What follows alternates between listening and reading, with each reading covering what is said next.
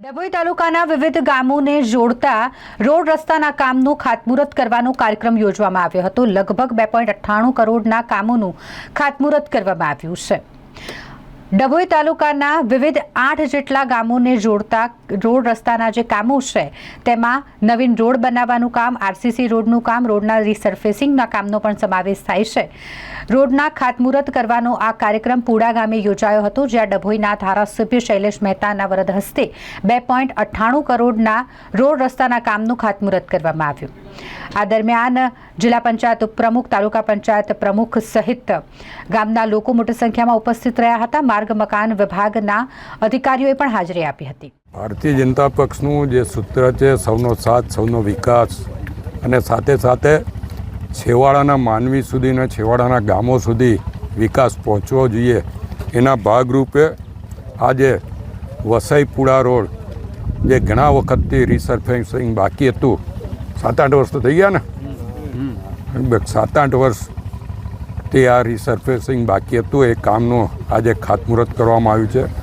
વચ્ચે વચ્ચે સ્ટ્રક્ચર એટલે કે વરસાદી પાણીના નિકાલ માટેના, સાદી ભાષામાં કરીએ તો નાળા, એ બનાવવાનું કામ પણ હાથમાં લીધું છે। 1,70,00,000 રૂપિયાના ખર્ચે આ કામ કરવામાં આવશે।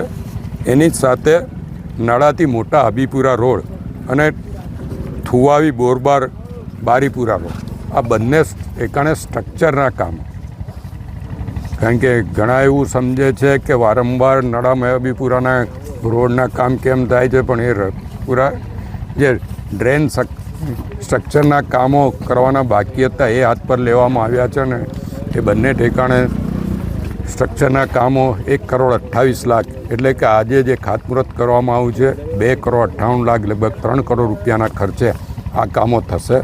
અને આ તમામ ગામોના લોકોને અભિનંદન આપું છું, શુભેચ્છા આપું છું।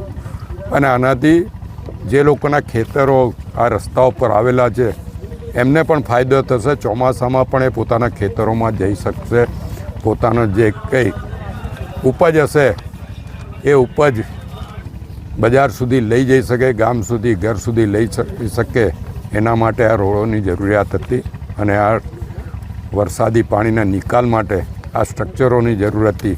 આ કામોથી આ તમામ ગામના ખેડૂતોને મુખ્યત્વે ફાયદો થશે, એટલે એમને અભિનંદન આપું, શુભેચ્છા આપું, સાથે રાજ્ય સરકારનો આભાર માનું છું કે નાના નાના ગામોની પણ ચિંતા કરીને કરોડો રૂપિયા સરકાર તરફથી ગ્રાન્ટો આપવામાં આવે।